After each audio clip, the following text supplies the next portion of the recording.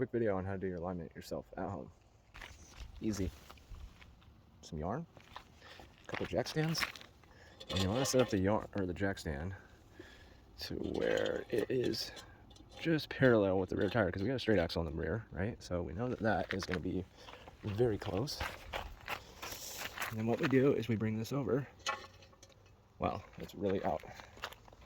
Touching, huge gap, and then just to double check, make sure the steering wheel is straight, which it looks to be pretty straight. And that's something you're gonna want to keep checking, is the straightness of your steering wheel. So let's see, get that to where it's just barely touching. Right? We don't want to misalign ourselves, but look at this.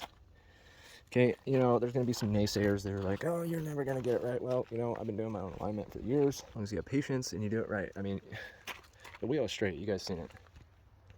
Okay, let's check the other side. Same thing, a little bit of yarn, a couple of jack stands. It doesn't have to be jack stands. It could be anything that's sturdy enough to hold that yarn pretty tight, which is not tight enough. Yarn nice and tight.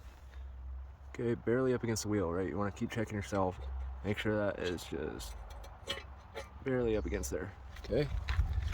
The most important part is it's flush with this rear wheel, right? This is a straight axle, so we know this wheel is going to be straight. So that's our biggest thing. We want to make sure we're not up against there, right? So like if we're touching the front and not the rear, that means the front jack stand needs to come over a little bit.